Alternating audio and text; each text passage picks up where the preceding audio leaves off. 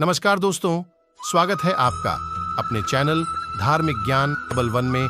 आपसे रिक्वेस्ट है कि वीडियो को अंत तक जरूर देखें। वीडियो पसंद आए तो लाइक करें, साथ ही दोस्त, रिश्तेदार में शेयर एंड सब्सक्राइब जरूर करें। इससे हमें वीडियो बनाने का मोटिवेशन मिलता है और इस तरह की सच्ची धार्मिक ज्ञान की बातें लाते रहेंगे। आज हम दोस्तों, एक समय की बात है। यमराज और चित्रगुप्त यमपुरी में आने वाले प्राणियों का लेखा जोखा निकालकर उन्हें दंड दे रहे होते हैं। तभी उनके पास एक ब्राह्मण आता है जिसने पृथ्वी लोक पर अनेक पुण्य किए हुए होते हैं। चित्रगुप्त यमराज को उस ब्राह्मण के कर्मों के विषय में बताते हुए कहते हैं, हे धर्मराज, इस ब्राह्मण ने पृथ्वी पर अनेक पुण्य किए हैं और इसने मृत्यु से पूर्व एक गाय का दान किया है। इसीलिए मेरे विचार से इसे स्वर्ग में डालना चाहिए। तब धर्मराज कहते हैं, हे चित्रगुप्त, तुम उचित कह रहे हो कि जो मृत्यु से पूर्व गाय का दान करता है वह कभी नरक में नहीं गिरता, किंतु इस ब्राह्मण ने जिस गाय का दान किया है वह इसकी नहीं है। इसने दूसरे की गाय का दान किया है, इसीलिए यह तो महापापी है और इसके इस पाप के लिए इसे नरक में जाना पड़ेगा। तब चित्रगुप्त कहते हैं, हे प्रभु, गाय का दान करना तो श्रेष्ठ कार्य है, चाहे वह गाय इसकी हो या अन्य व्यक्ति की। इसके अलावा इसने अनेक पुण्य के भी काम किए हैं, फिर यह महापापी कैसे हुआ? तब यमराज कहते हैं, हे चित्रगुप्त, यह सत्य है कि गाय का दान करना महापुण्य का काम है, लेकिन दूसरों की वस्तु को लेना भी पाप होता है। इस विषय में एक प्राचीन कथा कही जाती है, वह मैं तुम्हें सुनाता हूं, जिससे तुम्हें यह पता चल जाएगा कि दूसरों की वस्तु को लेने से मनुष्य को कौन सा पाप लगता है। साक्षात भगवान श्री कृष्ण ने यह बात यदुवंशियों को बताई थी, इसीलिए तुम इस कथा को ध्यान से सुनो। इस कथा को जो भी पूरा सुनता है, मैं उसके 32 अपराध माफ करता हूं। जो भी इस कथा का प्रचार करता है उसे कभी नरक में नहीं जाना पड़ता है। चित्रगुप्त कहते हैं, हे धर्मराज, मैं इस कथा को ध्यान से पूरा अवश्य सुनूंगा। कृपया आप मुझसे वह कथा कहिए। तब यमराज चित्रगुप्त को वह कथा सुनाने लगते हैं। हे चित्रगुप्त, एक समय की बात है, 4 यदुवंशी राजकुमार घूमने के लिए उपवन में गए थे। वहां उस उपवन में खेलते हुए उन्हें बहुत समय हो गया और फिर उन्हें प्यास लगी, तो वे उसी उपवन में जल की खोज में इधर उधर भ्रमण करने लगे। तभी उन्हें उस उपवन में एक कुआं दिखाई पड़ा। वे चारों उस कुएं के पास गए, लेकिन जब उन्होंने उस कुएं में झांक कर देखा तो उस कुएं में पानी नहीं था, बल्कि एक बड़ा ही विचित्र जीव दिखाई पड़ा। उस जीव को देखकर वे सभी आश्चर्यचकित हो गए। वह जीव बहुत ही विशालकाय आकार का एक गिरगिट था। उसे देखकर उनके आश्चर्य की सीमा न रही। वह जीव कुएं के अंदर फंसा हुआ था और बाहर निकलने की कोशिश कर रहा था, लेकिन वह बाहर नहीं आ पा रहा था। उस विशालकाय गिरगिट की दयनीय अवस्था देखकर उन चारों राजकुमारों को उस पर बड़ी दया आ गई। उनका हृदय करुणा से भर आया और फिर उन्होंने उस गिरगिट को कुएं से बाहर निकालने का विचार किया। फिर सभी मिलकर उस गिरगिट को कुएं से निकालने लगे। उन्होंने चमड़े और सूत की रस्सियों से उस गिरगिट को बांधकर ऊपर निकालने का बहुत प्रयास किया, किंतु वे उस प्राणी को कुएं से बाहर निकाल न सके। फिर हताश होकर वे सभी भगवान श्री कृष्ण के पास गए और जाकर उन्हें सारा वृतांत सुना दिया। कमल नयन, भगवान श्री कृष्ण ने उनकी बात सुनी और फिर उस गिरगिट की सहायता करने के लिए वे उस कुएं के पास आ गए। फिर भगवान श्री कृष्ण ने खेल खेल में अपने एक हाथ से ही उस विशालकाय गिरगिट को कुएं से बाहर निकाल दिया। भगवान श्री कृष्ण के हाथों का स्पर्श होते ही गिरगिट ने अपना भयंकर रूप छोड़कर एक स्वर्गीय देवता का रूप धारण कर लिया। उस देवता का रंग सोने के समान चमक रहा था। उसके शरीर पर दिव्य आभूषण, वस्त्र और पुष्पों की माला शोभा पा रही थी। भगवान श्री कृष्ण के हाथ का स्पर्श होते ही वह गिरगिट पाप से मुक्त हो गया था। भगवान श्री कृष्ण उस गिरगिट के विषय में पहले ही सब कुछ जानते थे। फिर भी उन्होंने उस दिव्य देहधारी पुरुष से पूछा, हे महाभाग, तुम्हारा रूप तो अत्यंत सुंदर है, तुम कौन हो? देखने से लगता है कि तुम कोई श्रेष्ठ देवता हो। हमें यह बताओ कि किस कारण से तुम्हें यह गिरगिट का शरीर प्राप्त हुआ था, जिसके तुम योग्य नहीं हो। हम सभी तुम्हारे पूर्व जन्म का वृतांत सुनना चाहते हैं। यदि तुम हमें बताना उचित समझते हो तो हमें अपना परिचय दो और बताओ कि तुम्हें गिरगिट का शरीर किस कारण से मिला।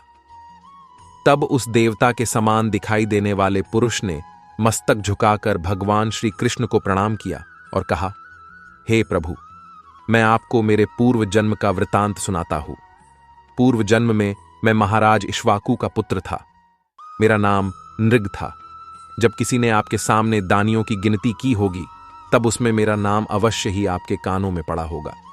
हे प्रभु, आप इस संसार के समस्त प्राणियों के अच्छे और बुरे कर्मों के साक्षी हैं, इसीलिए आपसे कुछ भी छिपा नहीं है। आप मेरे विषय में भी अवश्य जानते होंगे, फिर भी मैं आपकी आज्ञा का पालन करने के लिए मैं आपको मेरे विषय में बताता हूं। हे भगवान, मैंने अपने पूर्व जन्मों में असंख्य गायों का दान किया था। वे सभी गायें दूध देने वाली, नौजवान, सुंदर, सीधी, सुलक्षणा और कपिला थीं। उन सभी गायों के साथ बछड़े भी थे। उनके सींगों में मैंने सोना मढ़ दिया था और खुरों में चांदी लगाई थी। उन्हें वस्त्र, हार और गहनों से सजा दिया था। इस प्रकार से ही विधि विधान से पूजा करके मैंने गायों का दान किया था। हे प्रभु, पूर्व जन्म में मैंने दुखी और दरिद्री मनुष्यों की सेवा की थी। सद्गुणी, कष्ट में पड़े हुए, दंभ रहित, तपस्वी, वेद का पठन करने वाले ऋषि मुनियों का मैं वस्त्र आभूषणों के साथ सत्कार करके उन्हें गायों का दान करता था। इस प्रकार से मैंने बहुत सी गायें, पृथ्वी, सोना, घर, घोड़े, हाथी, पर्वत, भूमि, चांदी, शैया, वस्त्र, रत्न, रथ आदि वस्तुएं दान किए। अनेकों यज्ञ किए, बहुत से कुएं, बावली आदि भी बनवाए। मैंने दूसरों को दान देते समय कभी अपने हाथ पीछे नहीं खींचे। जरूरतमंद लोगों को जो चाहिए वह मैंने दिया। मैंने अनेक मंदिर भी बनवाए, जलाशय बनवाए, अनेकों वृक्षों का रोपण भी किया। इस प्रकार से पुण्य करते हुए मुझसे अनजाने में एक बड़ी भूल हो गई। हे प्रभु, एक दिन देवशर्मा नाम के तपस्वी ब्राह्मण की एक गाय बिछड़कर मेरी गायों में आ मिली। मुझे इस बात का बिल्कुल भी पता नहीं चला। उस श्रेष्ठ ब्राह्मण की गाय मेरी गायों के साथ ही रहने लगी। फिर मैंने अनजाने में ही उस गाय को किसी दूसरे ब्राह्मण को दान में दे दिया। जब वह ब्राह्मण उस गाय को लेकर चला गया, तब रास्ते में उस गाय के असली स्वामी देवशर्मा ने अपनी गाय को पहचान लिया। जिस तपस्वी ब्राह्मण की वह गाय थी, उसने अपनी गाय को देखते ही जान लिया कि उसकी गाय को किसी ने चुरा लिया है। तब उस देवशर्मा ने आकर उस ब्राह्मण से कहा, हे ब्राह्मण, यह तो मेरी गाय है और तुम इसे चुरा कर कहां ले जा रहे हो? मैं इस गाय को बहुत दिनों से खोज रहा हूं। फिर जिस ब्राह्मण को मैंने गाय दान दी थी, उस ब्राह्मण ने कहा, हे विप्रवर, यह तो मेरी गाय है। महाराज नृग ने यह गाय मुझे दान में दी है, इसीलिए अब इसे लेकर मैं अपने घर पर जा रहा हूं। देवशर्मा बोला, यह गाय तुम्हारी नहीं हो सकती। मैं अपनी गाय को भली भांति पहचान लेता हूं। यह मेरी ही गाय है और तुम झूठ बोल रहे हो। महाराज नृग तो बड़े पुण्यात्मा हैं, वे मेरी गाय चुराकर तुम्हें क्यों देंगे? अवश्य ही तुमने मेरी गाय चुराई है। फिर वह दान लेने वाला ब्राह्मण बोला, हे विप्रवर, मैं सत्य कह रहा हूं, यह गाय मुझे महाराज नृग ने ही दान में दी है। मैं भला आपकी गाय क्यों चुराऊंगा? यदि तुम्हें झूठ लगता है तो तुम स्वयं महाराज के पास जाकर उनसे पूछ सकते हो। यदि महाराज कहेंगे कि यह गाय तुम्हारी है तो मैं तुम्हें लौटा दूंगा। देवशर्मा बोला, ठीक है, यदि यह गाय तुम्हें महाराज नृग ने दी है तो हम अभी महाराज के पास चलते हैं। वहीं पर जाकर हमें सत्य असत्य का ज्ञान होगा। इतना कहकर वे दोनों ही मेरे पास आ गए। मेरे पास आकर उस दान लेने वाले ब्राह्मण ने कहा, हे राजन, आज आप ही ने मुझे यह गाय दान में दी है, किंतु यह ब्राह्मण कह रहा है कि यह गाय उसकी है और मैंने उसकी गाय चुराई है। देवशर्मा ने कहा, हे राजन, यह गाय मेरी है। अगर आपने मेरी गाय इसे दी है तो आपने मेरी गाय चुराकर घोर पाप किया है। उन दोनों की बात सुनकर मेरा चित्त भ्रमित हो गया और मुझे बड़ा भय लगने लगा। मैं बहुत बड़े धर्म संकट में फंस गया। मैंने हाथ जोड़कर उन दोनों ब्राह्मणों से विनती की और कहा, हे ब्राह्मणों, मुझे क्षमा करो। मुझसे अनजाने में बहुत बड़ा अपराध हो गया है। आप लोग मुझ पर कृपा कीजिए और मुझे इस घोर पाप से तथा नरक में गिरने से बचा लीजिए। मैंने देवशर्मा ब्राह्मण से कहा, हे ब्राह्मण देवता, मैंने ही अनजाने में यह गाय इस ब्राह्मण को दान में दी है।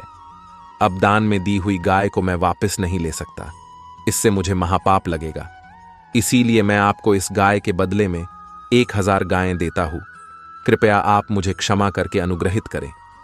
तब देवशर्मा ब्राह्मण ने कहा, हे राजन, यह गाय मुझे अत्यंत प्रिय है।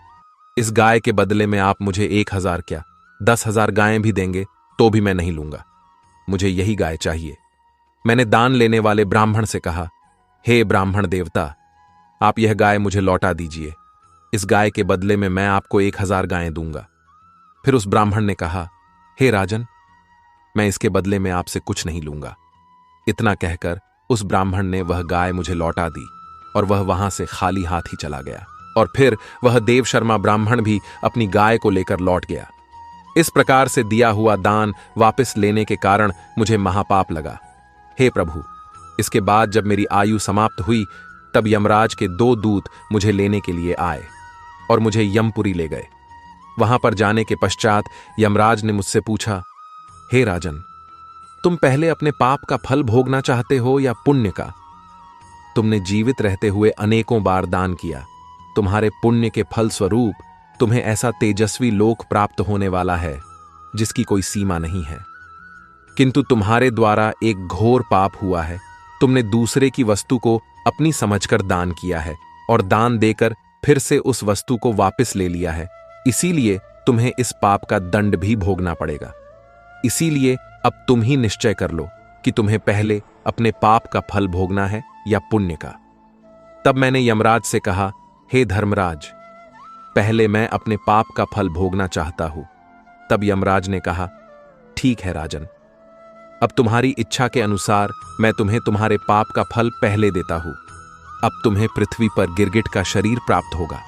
जब तुम्हारे दंड की अवधि समाप्त होगी तब भगवान श्री कृष्ण के द्वारा तुम्हें मुक्ति मिलेगी। यमराज के द्वारा इतना कहते ही उसी क्षण मैं आकाश से नीचे गिरने लगा।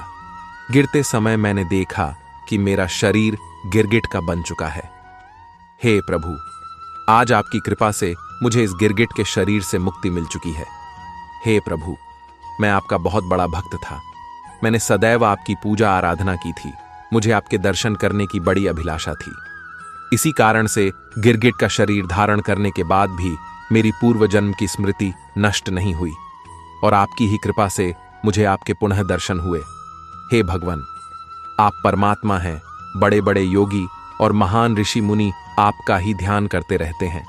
मैं तो अनेक प्रकार के दुखद कर्मों में फंसकर अंधा हो रहा था। आपके दर्शन करके मेरे सब दुख अब नष्ट हो गए हैं। हे प्रभु, आपके दर्शन तभी होते हैं जब मनुष्य को संसार के चक्र से छुटकारा मिलने वाला होता है। हे आराध्य देव, हे पुरुषोत्तम गोविंद, आप ही व्यक्त और अव्यक्त जगत के स्वामी हैं। हे प्रभु, आपकी ही कृपा से अब मैं दिव्य लोक को जा रहा हूं। कृपया मुझे आज्ञा दीजिए। मुझे ऐसा आशीर्वाद दीजिए कि मैं चाहे जहां कहीं भी रहूं, मेरा मन सदैव आपके चरण कमलों में ही लगा रहे। इस प्रकार से महाराज नृग ने भगवान श्री कृष्ण की स्तुति की और उनकी परिक्रमा करके उन्हें नमस्कार करके श्रेष्ठ विमान पर सवार हो गए और दिव्य लोक को चले गए। राजा मृग के चले जाने के बाद भगवान श्री कृष्ण ने समस्त मनुष्य जाति को शिक्षा देते हुए वहां पर उपस्थित उन यदुवंशी कुमारों से कहा, हे कुमारों, जो लोग अग्नि के समान तेजस्वी होते हैं वे कभी दूसरों का धन नहीं हड़पते। कोई भी मनुष्य दूसरों का धन हड़प कर उसे पचा नहीं सकता। उसे उसका फल अवश्य ही भोगना पड़ता है। संसार का सबसे भयानक विष हलाहल है, किंतु उसका भी उपचार और चिकित्सा की जा सकती है। किंतु जो दूसरों का धन है वह सबसे भयानक विष है। उस धन को पचाने के लिए कोई भी औषध और उपाय नहीं है। दुखी और दरिद्री ब्राह्मणों का धन तो कभी नहीं चुराना चाहिए। विष तो केवल उसका पान करने वाले के प्राण लेता है, किंतु जो दूसरों का धन छीन लेता है उससे जो पाप लगता है उससे संपूर्ण कुल का विनाश हो जाता है।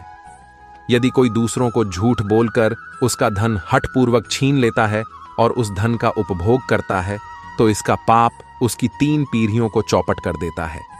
जो राजा अपनी शक्ति के घमंड में किसी गरीब ब्राह्मण या मनुष्य का धन हड़पना चाहता है अथवा उसकी वस्तुओं को छीन लेता है तो समझ लेना चाहिए कि वह जानबूझकर खुद के लिए नरक का रास्ता साफ कर रहा है। वह अवश्य ही नरक में गिरता है।